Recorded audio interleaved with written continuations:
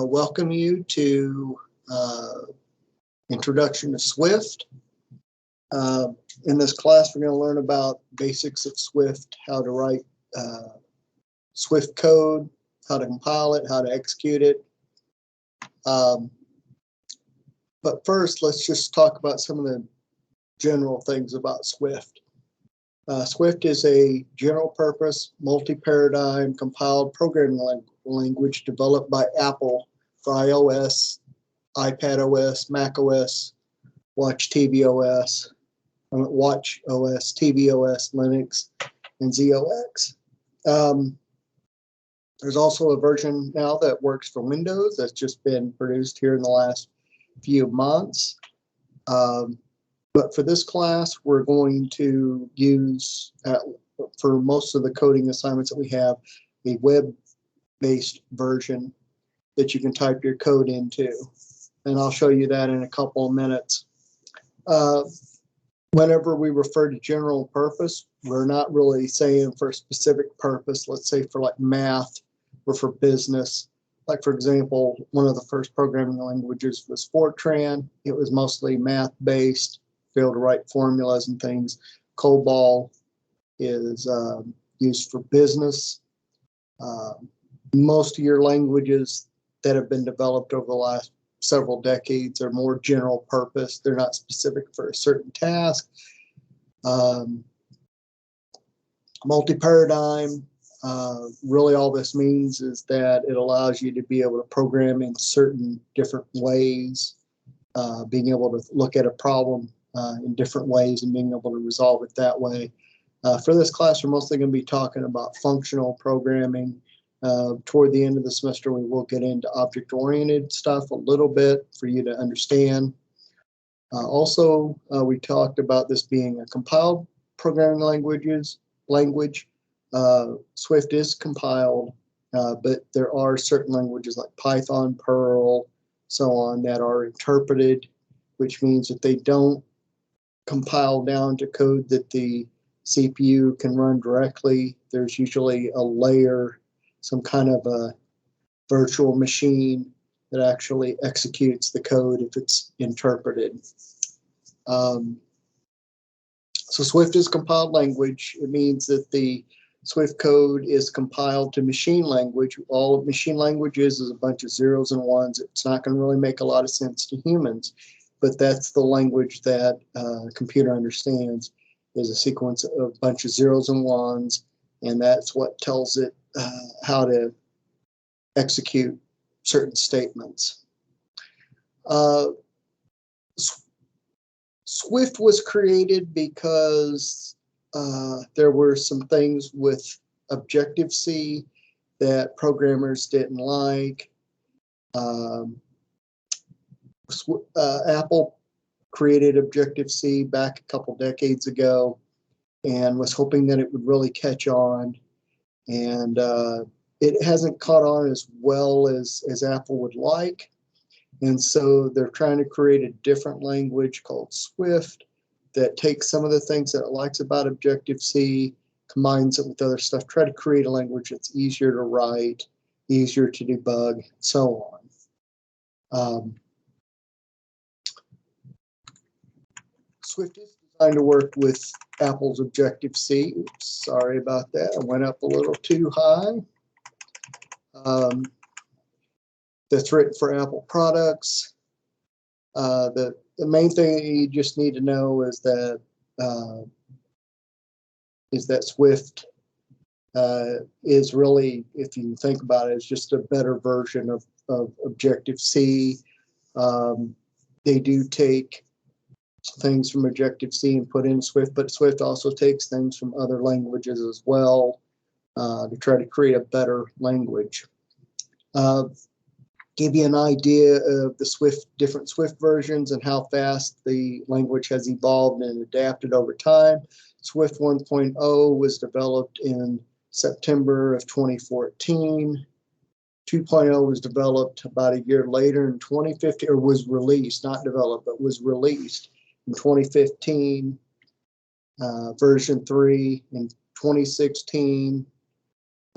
Version 4 in 2017. So as you notice here, about every year a new major version is released. It took about a year and a half before Swift 5.0 come out.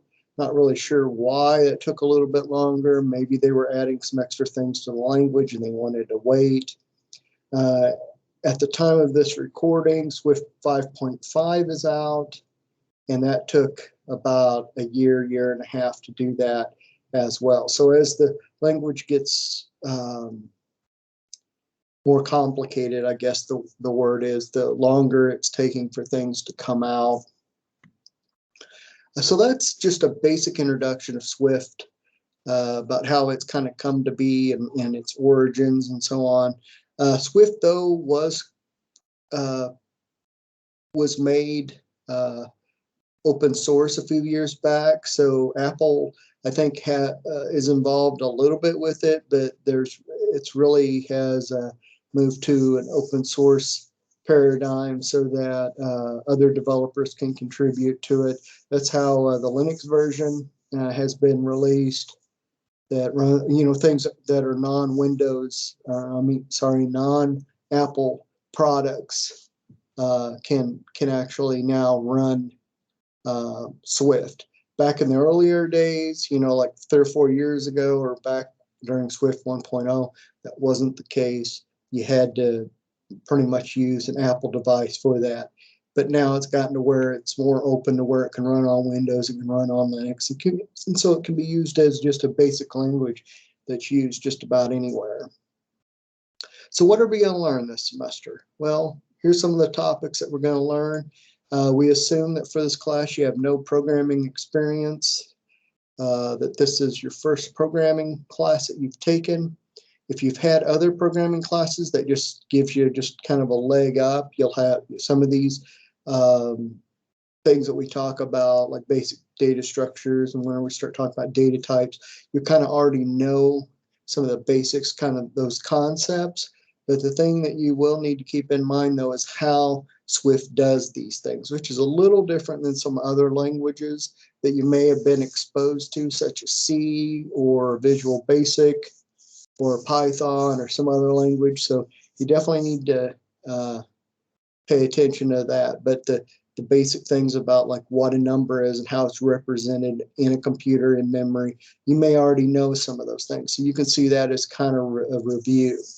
So we'll talk about basic data structures and basic data types. We'll talk about numbers. For example, numbers can be integers, which are whole numbers. You got floats or doubles, which you can think of those as numbers with decimal points. So like 3.14 would be considered a float or a double. And we'll also talk about booleans and conditions. So we'll talk about like if statements, for loops, while loops. We'll also talk about strings. Talk about arrays, which strings, whenever you think of strings, you should just think of like text, letters, numbers, stuff like that, that you could actually put like in a document, like a Word document or something. All of that is considered strings. Then we'll talk about arrays, which you can think of that as just a list of items. And we'll talk about dictionaries, which you can think of it as like a key and then some other value that represents. If you don't understand what that is, that's all right. We'll take a full day or two to talk about those. And then if there's time at the end of the semester, we'll talk about classes, which are object-oriented programming, which what that really is in a nutshell is you think of everything as an object. You think of it like for example, if you're talking about students, you'd think of that, okay, well, a student is an object. It has certain functions or things that it does, like it goes to class or learns, it can ask questions, stuff like that. But like I said, that's just an introduction, so I don't expect you guys to really know this right away. We have plenty of time to talk about this and discuss these topics. So this is just an overview. So let's start with our first sample program, Swift program, Hello World. So what I'm going to do is you can copy and paste this. The thing that you do have to worry about is that these little double tick marks here sometimes can get you into trouble. So what I'm going to do is I'm going to open up my browser here, and I'm going to go to this website called swasm.org. And what this allows you to do is to be able to execute code in your browser. So let's just take the program that's here first, and let's just click on Run. And what it does is it will actually output your output over here to the side.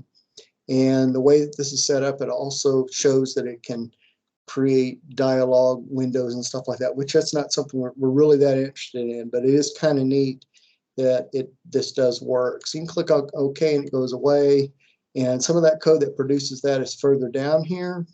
And so what we're going to do to begin with is we're just going to get rid of all of this except for the first statement up here. And it doesn't hurt to have this in there, the import glibc. You can remove it for this example because we're not doing anything real fancy. And we just type here print hello world, close it like that, and then we click Run. And one thing I've noticed with this is sometimes whenever you try to execute something, this will not produce anything. And so what you got to do is you got to click on Run again.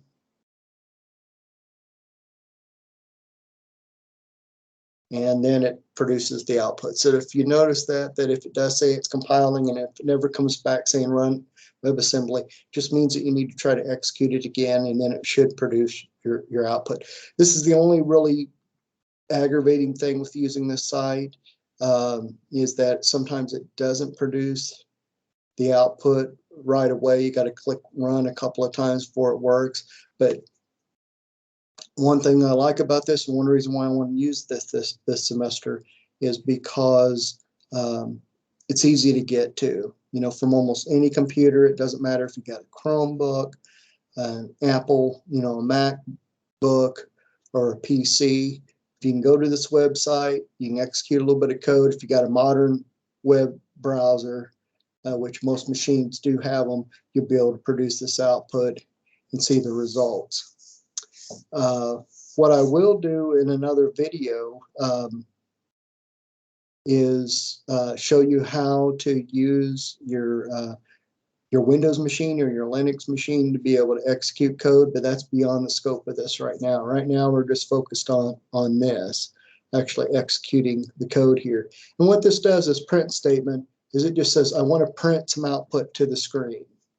And inside here, we have a parenthesis, beginning parenthesis and an ending parenthesis over here, and then we have a string inside here. And the string starts with a double quote and it ends with a double quote, and we just put whatever we want in here. And so what I would like for you to do is spend a little bit of time and put different stuff in here. Like, for example, you can say hello world 1 2 3, press Run, give it a second. And if it doesn't produce any results, click it again. And then it produces a result. What I notice is that it usually takes hitting Run twice before it produces the result. Maybe that's the web browser I'm using. I'm not sure. I'm not really sure what the problem is. But see, notice here is that here's the string that we want to output to the screen. This is what it produces. Well, let's say that I put something out here outside of the string. Let's say I put 23, or I'll just put my name here. We click Run. This produces an error. It says that this isn't right. This creates a syntax error, and it's actually what it's giving us is not correct. Sometimes the error that it produces is not right because it doesn't really know what we're trying to do. It's making guesses. But really what this is saying here is there's something wrong here with this code. And it says, I don't know what this means. It says error use of unresolved identifier Billy. What it means, it doesn't know what Billy is. And so really what's going on here, at least at this early stage in the game, really what this says is we need to do something like remove this, or we need to put it inside our string like this. And let's fix that and let's run it. Okay, and this time it ran the first time around. So running WebAssembly, hello world 1 2 3 Billy. So play around with this, put some things in here. Maybe maybe try a few things. You're not going to hurt anything.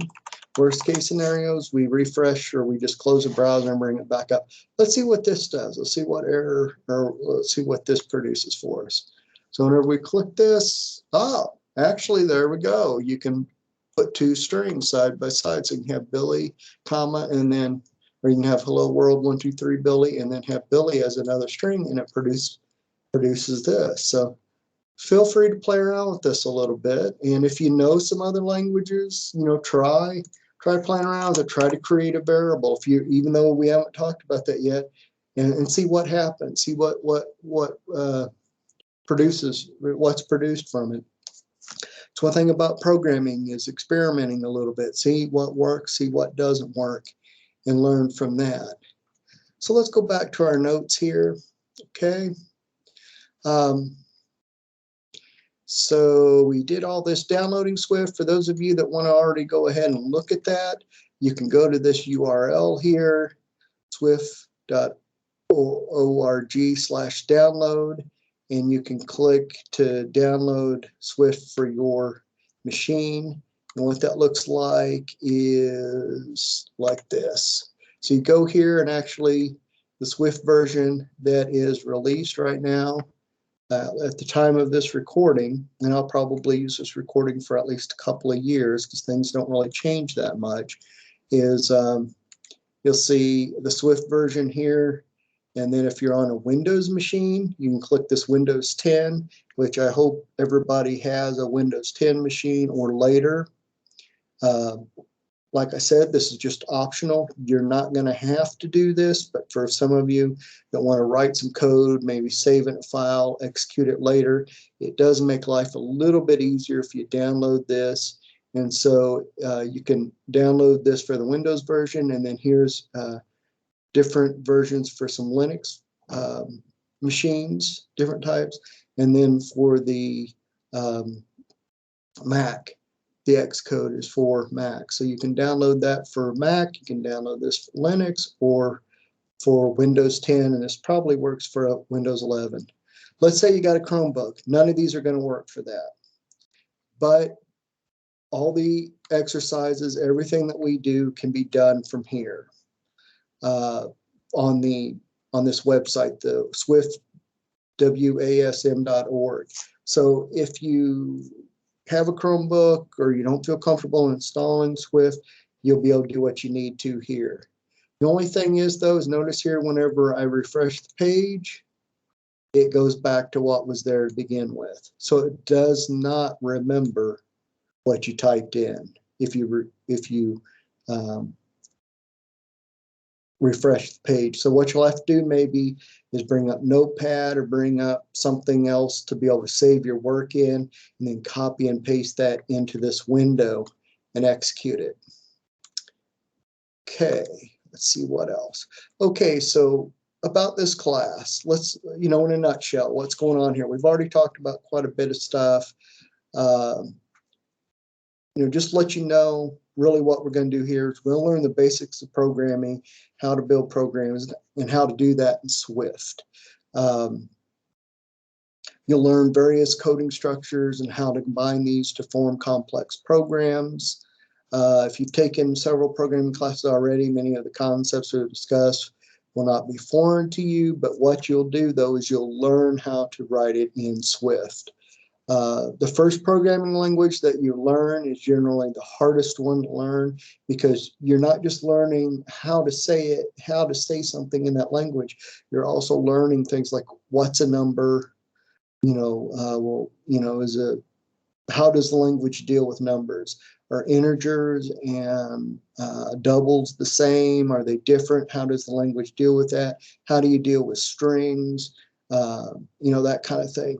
Once you understand those basic concepts, then you really, whenever you learn your second or third language, it's how does this language, how do I say something in this language?